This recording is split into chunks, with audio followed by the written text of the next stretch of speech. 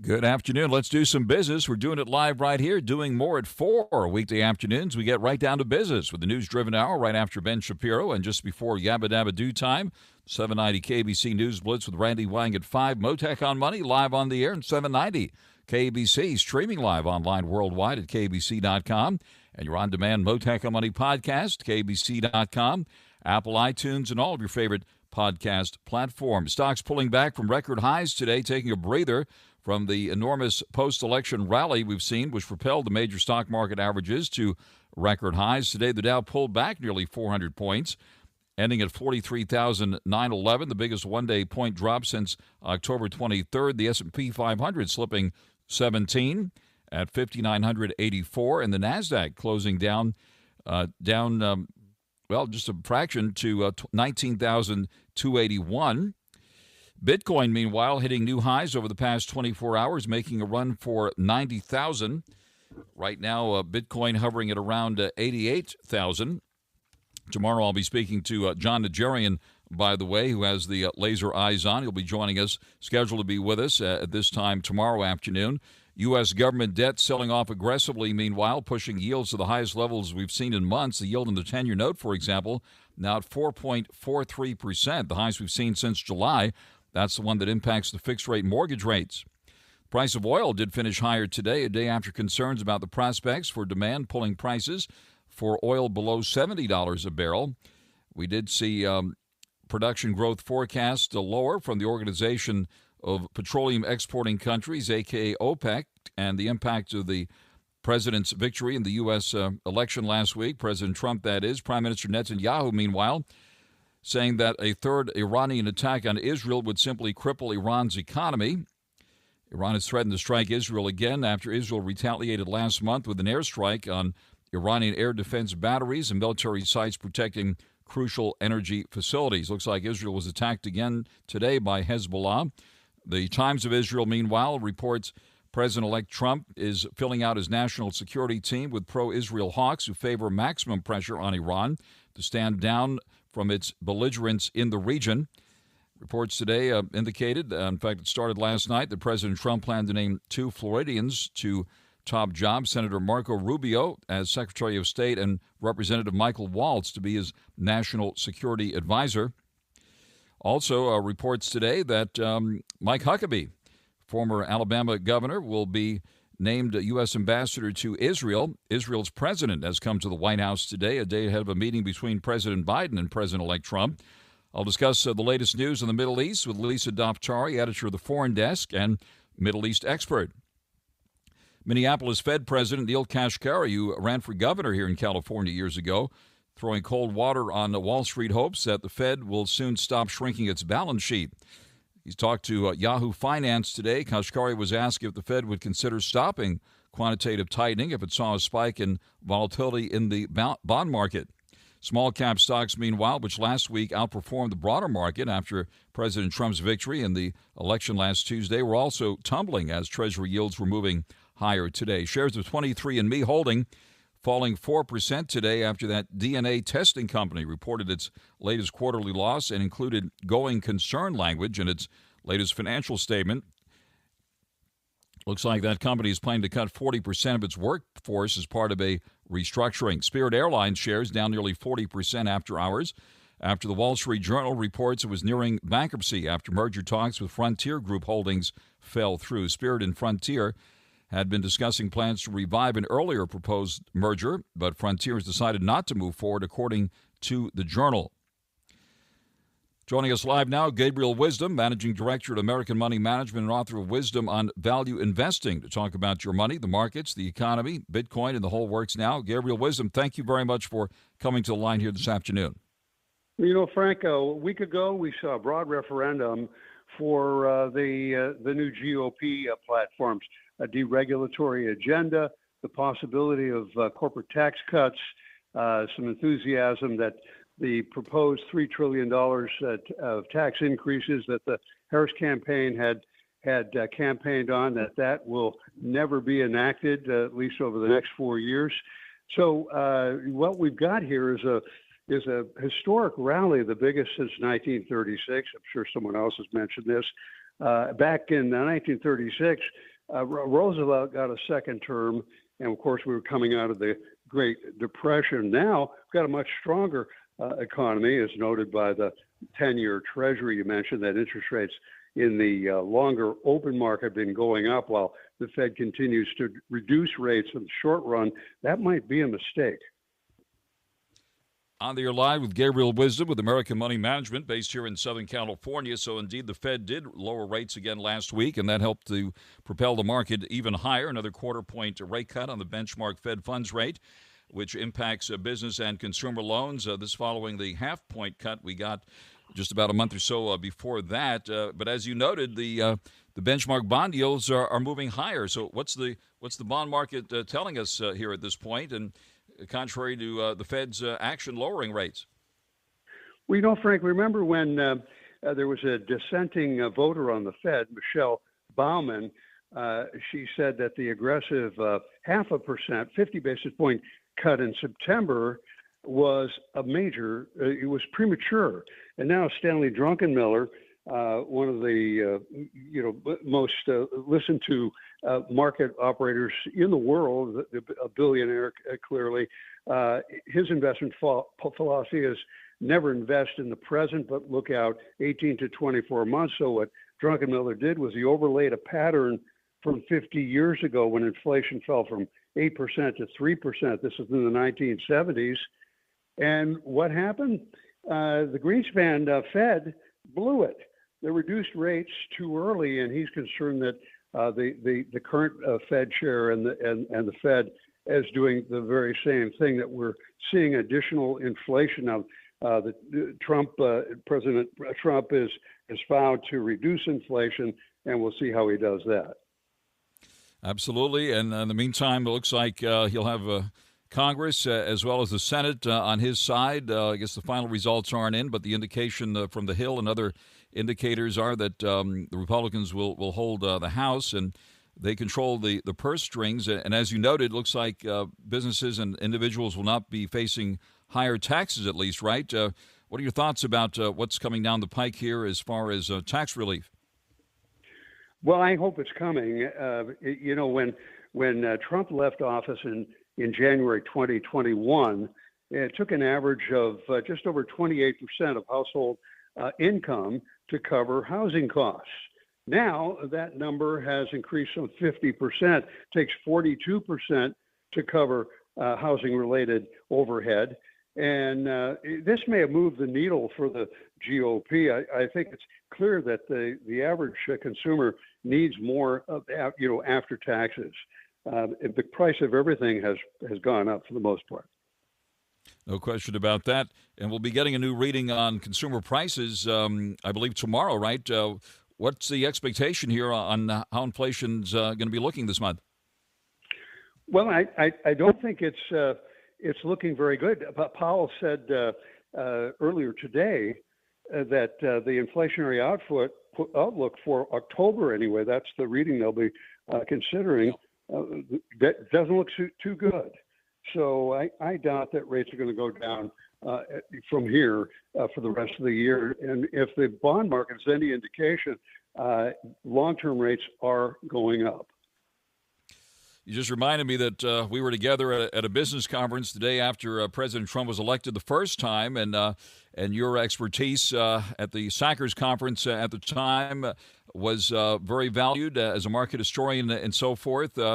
Have we ever seen a situation like this, other than the tremendous market run-up here, when we've only had one example, I guess, of a situation where the president was reelected after a 4-year break? But what's the expectation here historically?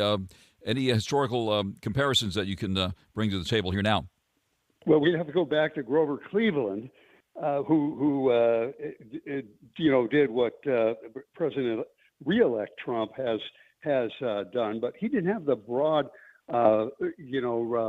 referendum of the House, the Senate. I mean, this is remarkable.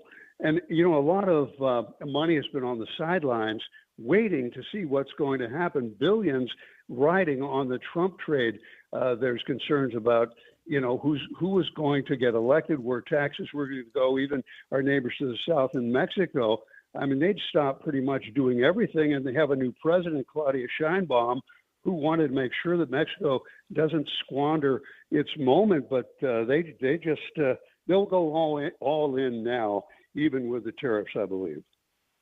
All right. The Trump trade includes crypto. He said he's going to be the crypto president, and we'll be talking more about that with Jason Nelson from Decrypt later this hour. And tomorrow, John Ajarian, who has the laser eyes on, will be with us tomorrow at this time. But I don't think you have the laser eyes on yet, but certainly the move in Bitcoin is getting your attention to all-time highs, close to 90,000 this week. That's right, Frank. You can't ignore the cryptos or Bitcoin. Certainly, it's up, I think, 110% this year. The president-elect says he's going to make crypto, the U.S., the crypto capital of the planet. MicroStrategy, which is a software firm, a publicly traded company, which holds a lot of Bitcoin, bought some 27,200 Bitcoin for about $2 billion beginning sometime between October 31 and just 2 days ago. They finished buying. MicroStrategy's up over 50% at an all-time high since the election. I mean, clearly the animal spirits are running over Bitcoin, but we have to remember this is a high beta investment. By that, I mean it's very volatile. When you win with a high beta investment, you win bigger than the market, but when you lose, you get really squashed. Yeah, a lot more fun when it goes up, and unfortunately has been going up this week. Ethereum also along for the ride, right now hovering above 3,200. And even Doge is at almost 40 cents here today. So that one's seen an eye-popping move just since last week's election. At this point, are you watching what's happening with the Bitcoin and mining companies, as well as the ETFs that are now being offered for both Bitcoin as well as Ethereum? Anything catching your attention in that world? Well, Frank, what's really catching my attention, and it's similar to a prior gold rush in information technology, when the internet was somewhat new and broadly accepted in the late 1990s to 2000. It was the infrastructure plays and all of this Bitcoin mining and artificial intelligence. It's going to take an enormous amount of energy. To mine a Bitcoin, I'm told, takes about 10 times as much electricity to process as a Google search. AI, for example, using ChatGPT takes an enormous amount of energy. So I'm looking at energy sources, nuclear in particular, traditional oil and gas. This is the way I want to play it. All right, and analog gold. We've been talking about digital gold, so-called, and now let's talk about gold for a moment. The dollar has firmed since President Trump's reelection, and gold has slipped, right now hovering just below 2,600, I see here, and silver also giving back some of its gains, but still above 30 here at 30.78 at last check. What about gold and silver in this environment? There's been an underinvestment in mining. You mentioned Bitcoin and crypto mining. Mining in gold and silver has been, it's almost been non-existent until very recently. Now with the geopolitical tensions, and things aren't getting any better, not yet anyway. I think gold and silver make a lot of sense. It's all supply and demand. I mentioned this before. If you were to take all the above ground gold that's still around from the last 5,000 years, if it was stacked beside each other, all the gold in the world, you'd have a cube that would measure about 72 feet on each side. That's less than the distance between the bases of the baseball field. So if you're looking for something that there isn't much of, there's always going to be a demand for me, it'd have to be gold. The volatility index has really simmered down lately. What about, certainly a lot of wild cards on the table here. What about the VIX index, the so-called fear index, which I see has pulled back a bit again today? We do watch the VIX it's somewhat of a contrary indicator, Frank. Right now, we're seeing the gigantic economy and the potential mega economy of China deflating. It's a deflating dragon. The last 3 years, economists have been saying that a recession would be necessary to bring inflation down to around 2%. Well, China's doing just that. They've been flooding the market with cheap goods, and it's not working. They announced last Friday, China did, a $1.4 trillion financing package. That's a big number, but it hasn't helped. So where are things going? I think the dollar's going to stay firm, and I believe that the U.S. is the place to be. All right, no conversation would be complete these days without at least mentioning AI and the magnificent one, NVIDIA, which is now part of the Dow Jones Industrial Average, which has happened since the last time we spoke. Also, Sherwin-Williams, the paint company, is now part of the Dow 30. NVIDIA stock moving higher today, up 3 to 148 and change. What are your thoughts about NVIDIA and the Mag 7 and the fact that NVIDIA is now part of the Dow 30 average? Well, I think it was a smart move on the part of the Dow committee to make NVIDIA, which clearly a market leader, it's an 800-pound gorilla in AI, to make it one of the 30 major companies of America.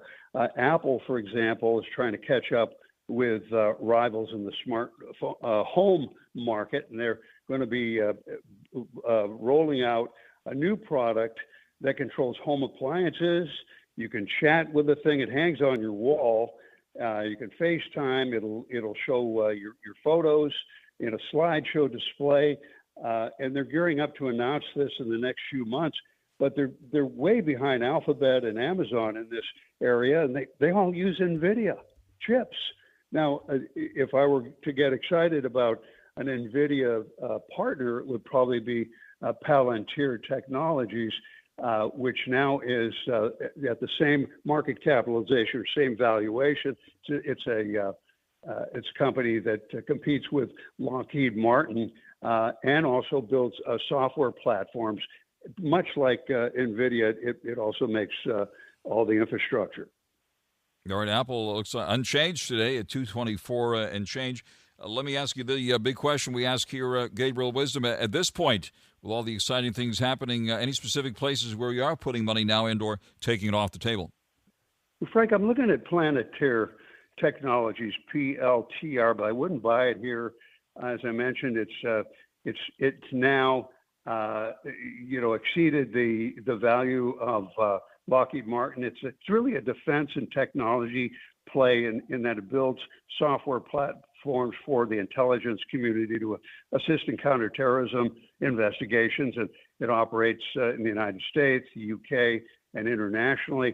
But this is a high beta stock as well. It dropped 83% from 2021 to 2022, down 83%. If that happens again, and I expect we'll have some kind of a shakeout in the AI sector, then I want to buy a company like PLTR. Also, looking at companies that pay dividends and are likely to raise dividends. If they get cheaper, I want to own Texas Pacific Land, more Apple, MasterCard, Visa, JP Morgan Chase. And I like ASML, the Dutch company that everybody needs if they're going to build semiconductor plants, manufacturing plants. They need ASML. Gabriel Wisdom, thank you very much for taking the call live with us here. That is Gabriel Wisdom, Managing Director at American Money Management, based right here in Southern California, author of Wisdom on Value Investing, live with us here this afternoon on Mottek On Money on 790 KABC. Mottek On Money continues here in 790 KABC. Good afternoon. A pullback from record highs today. The Dow down 382 at 43,911. The S&P 500 down 17 at 5,984. NASDAQ down 17 to 19,281. And taking a look at the yield on the 10-year note, it has popped to 4.44%. That's the one that impacts the fixed-rate mortgage rates.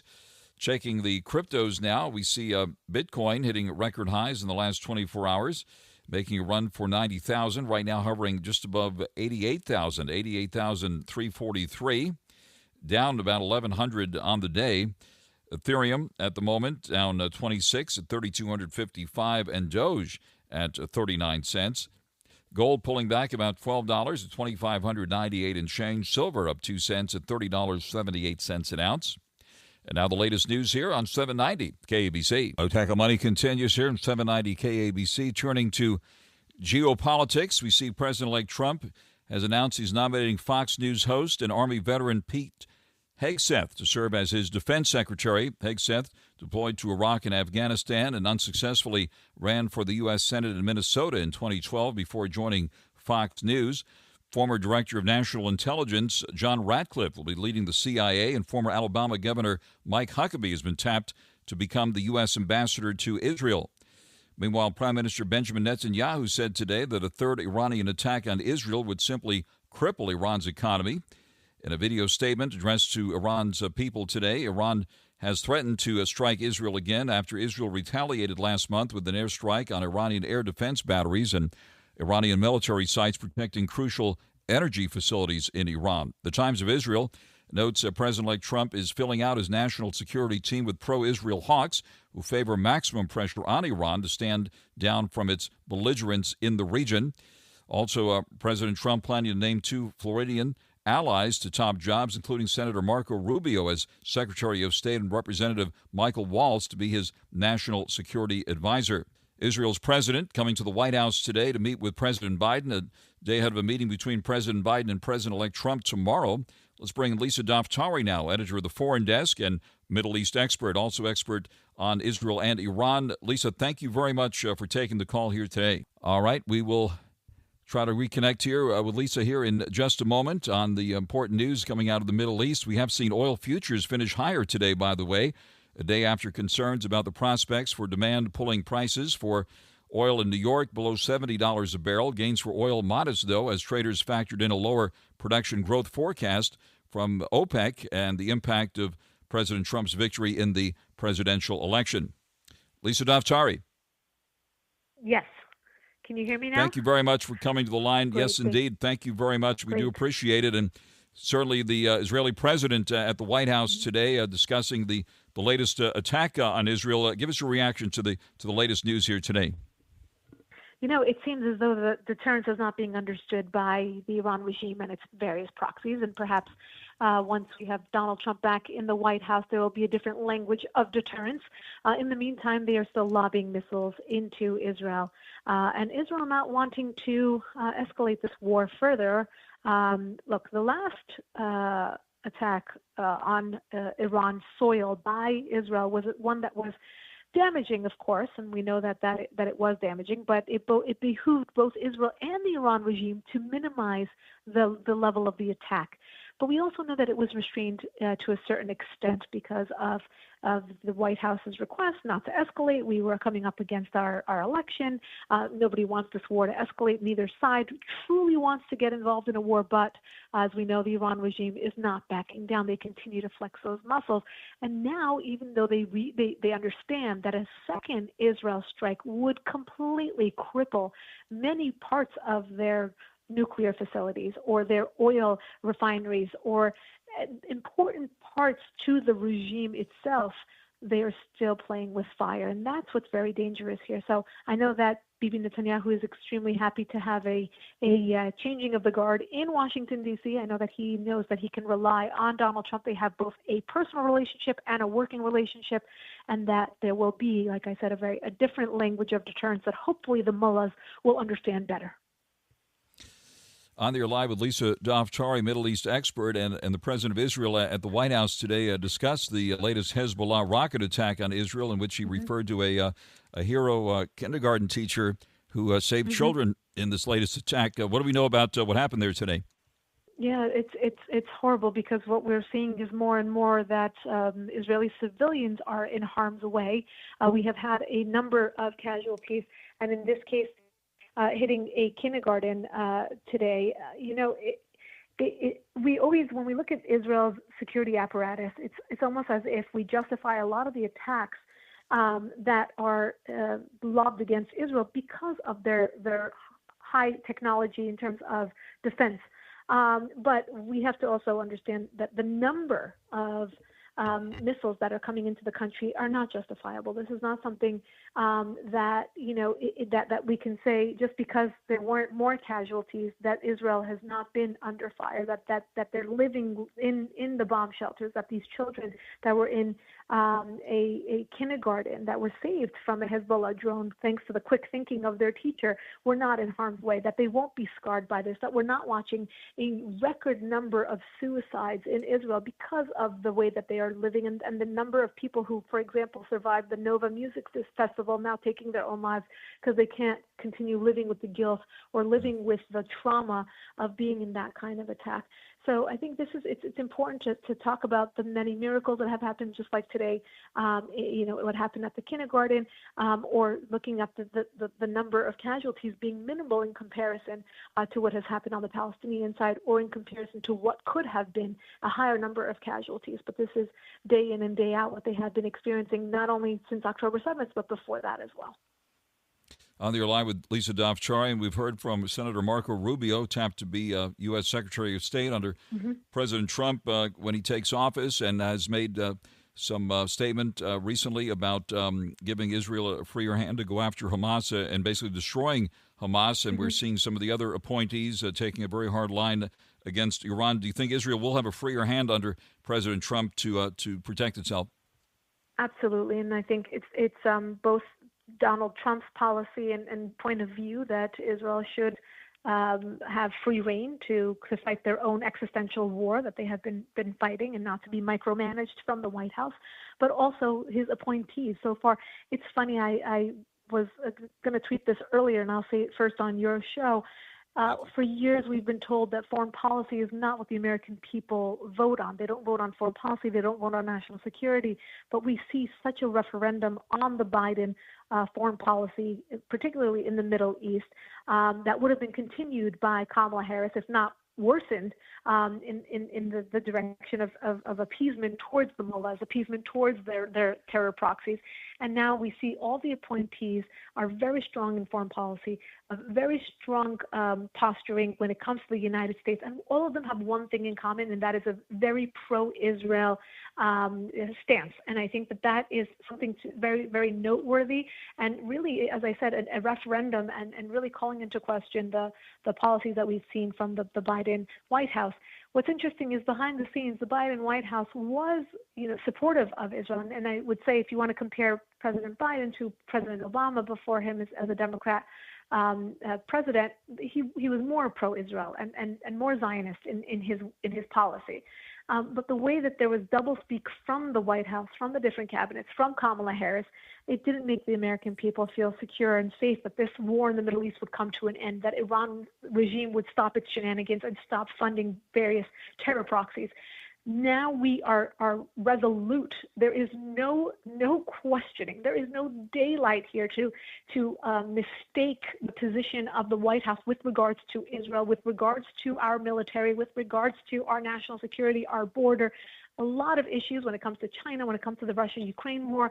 Down the line, the appointees are very, very strong, very resolute, and quite seasoned in their work. So I've been actually very happy with the people that he's been putting in place. I think these are individuals that hopefully we can have bipartisan support and rally around to represent the United States and really come to a place where foreign policy and national security can become a bipartisan issue, again, the way it should be, where the United States is put first, our security is put first, where we stand on the national stage is a priority, and we can go forward from there. And Mike Huckabee, former Alabama governor, tapped as U.S. ambassador to Israel. Your reaction to the choice of Mike Huckabee to that important position? Yeah, very, very good choice. I was surprised and not surprised. Surprised only because David Friedman had the position before, and he did a wonderful job. We got the Abraham Accords, and we got the embassy moved, and we had a lot of monumental, historic moments during Trump's first administration. And I think that we will see more and more going down the line. I think Mike Huckabee has been an unwavering friend to Israel and a very devout Christian who has visited Israel many, many times and speaks very openly and very freely and very confidently about his support for Israel. So I think that was a great choice. and it should be, again, another 4 years and hopefully more productive this time. I think they're doing away with some of the either inexperienced or really sabotaging elements within Trump's first term, and I think that we will be better for it as a country. We will be better for it in terms of our foreign policy and national security, and it's only a great way to build not only momentum, but truly get things done from the first day in office. Lisa, thank you very much for coming to the line on all these important stories today. Lisa DAFTARI, editor of the Foreign Desk and Middle East expert, and you can also catch her on X, formerly known as Twitter. We'll be looking for that tweet, which you broke here, live with us here on Mottek On Money. Lisa, thank you very much for joining us live here this afternoon. My pleasure. Thanks for having me. Thank you very much. And out to the freeways now, 790 KABC. Friends, it's Frank Mottek here. Did you know that for more than 10,000 years, gold has been the greatest store of value and considered a safe haven asset to preserve your wealth?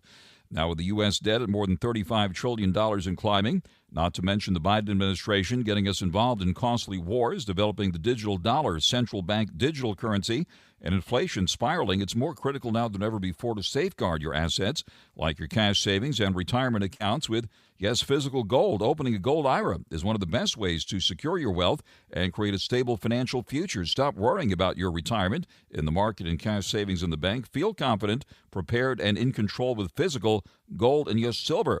Give Joe Morgan a call at 1-800-753-8534 and mention Frank Mottek, and you could get $1,000 worth of silver with a qualifying purchase. Call now, 1-800-753-8534, or visit UnitedGoldGroup.com. Mottek On Money continues here in 790 KABC. How about that Bitcoin, huh?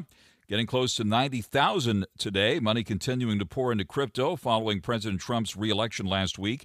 Bitcoin hitting another record high today, topping 89,000, getting close to 90K today, briefly peaking at around 89,995, I believe, was the highest I saw anyway. Bitcoin bouncing around today, still up about 27% since last week. And taking a look at it right now, it's hovering above 88K. Let's bring in Jason Nelson now, reporter at Decrypt.co. And Jason, you've had a busy week. Good afternoon to you, sir. Good afternoon. How are you? Pretty good. Thanks for coming to the line here. I know you've been very, very busy following this epic rally of Bitcoin hitting record highs and some of the other coins certainly along for the ride. Give us your reaction to what we've seen here over the past week. Well, we're seeing just a continued reaction to the election of Donald Trump. The market has been pretty up for the last, since Tuesday. Like you said, Bitcoin near 90,000 today, which was something that was anticipated by analysts that it would go as high as 90,000.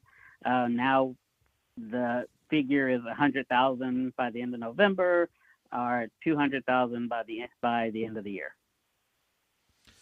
That is big news. We have seen some wilder predictions. Well, they seemed wild when they were made, but here we are at close to 90K. I know you track all of these predictions, and what do you consider the most reliable analysis to justify those kind of prices that they're predicting now? I don't take too much stock in those right now. There's a lot of optimism in the space right now, so you're going to hear a lot of wild predictions.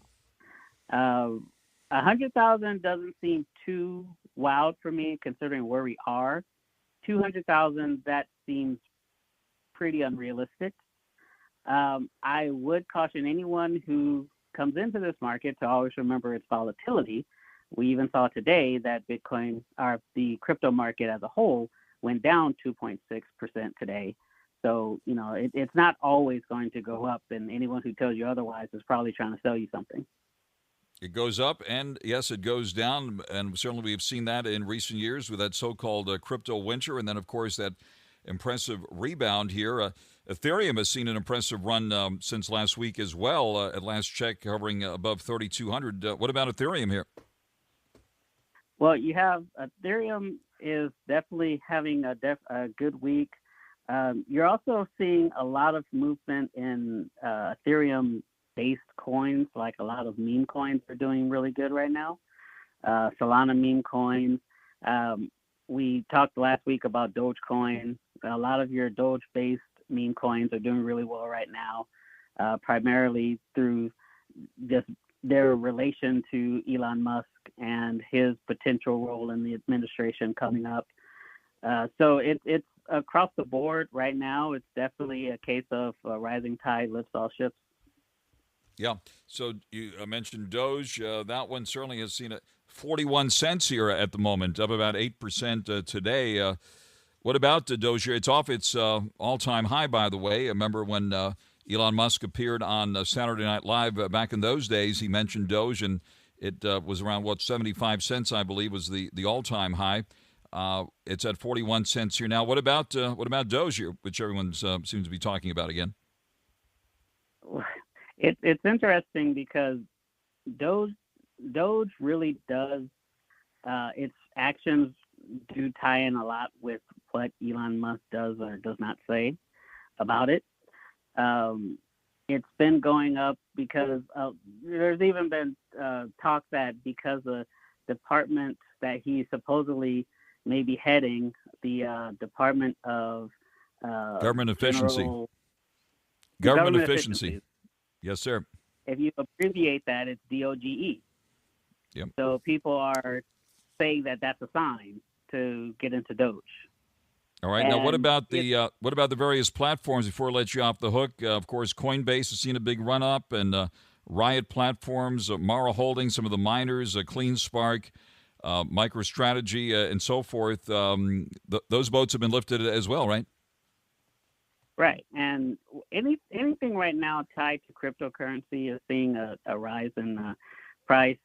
Even ETFs are going up. There's even speculation that a Dogecoin ETF may be on the horizon. So right now, it's just the euphoria and enthusiasm in the space is causing just all these tokens and coins to just see new highs. And then there's BITO, right? That one actually pays a dividend, right? Say it again, I'm sorry. BITO, that's one of the Bitcoin ETFs, pays a dividend? I'm not sure about the specifics of each one of the ETFs, but I know that some do. Yep. All right. Anything else on your radar screen that's what's your next write-up there on decrypt.co? We're seeing just who's being named to the Trump administration and how the market will react to it, and then we will let you know. Thank you very much, Jason. Jason Nelson, reporter at decrypt.co, covering the crypto world here for us. Jason, thank you very much for coming to the line. Stay tuned now for the 790 KBC News Blitz with Randy Wang.